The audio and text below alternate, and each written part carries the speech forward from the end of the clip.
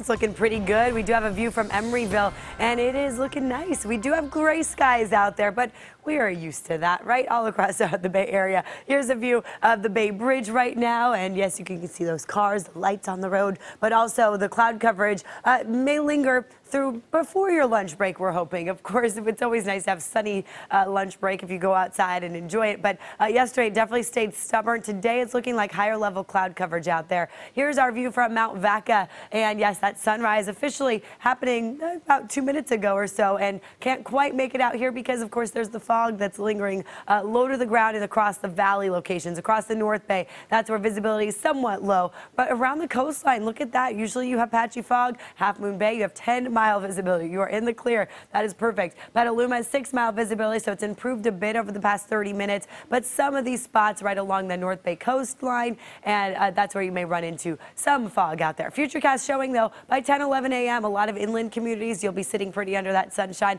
Temperatures will feel warmer today. That sun's going to really heat things up a bit. We are looking at a ridge of high pressure that's going to bring us more heat starting today, but really heating up for tomorrow. That marine layer should be back again tonight, and yes, again tomorrow morning. But then again, it should burn off and keeping you sunnier on Friday and into the weekend. Overall, a west wind is still coming in, 7-8 mile per hour breeze, so not too strong, but through Fairfield, it's of course breezier as you see those hills right there shaded in the yellows and the blues. Overall, for the Golden Gate Bridge, this cloud coverage is sitting right at the very, very top. So for drivers, it's not quite disruptive, although in Marin, there's a chance you may run into some of that. Temperature-wise in San Francisco, 55, San Jose, 61, Santa Rosa, a cool 53 degrees. So that ridge I was talking about, it's still right here, southwest of us, but because it's going to slowly get closer, it's bringing our temperatures up a little bit. Yesterday stayed pretty cool overall. Today you'll notice a bit of a change. 80 in Sunnyvale, 80 in Santa Clara, 90 degrees in Morgan Hill, 76 in Mountain View, and 80 degrees in Fremont.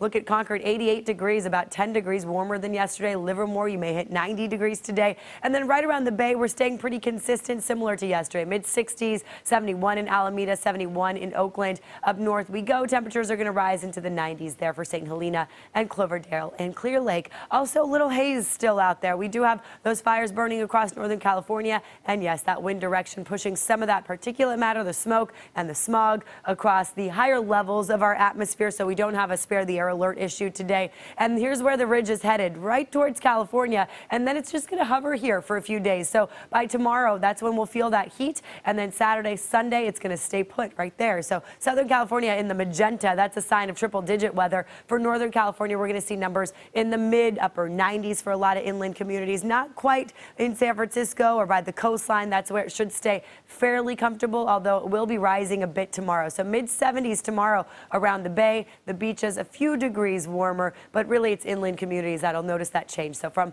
the low 90s to the upper 90s, and then staying in the 90s for Saturday, Sunday, Monday. Tuesday, though, that's when temperatures take a little bit of a dive. Back to you guys.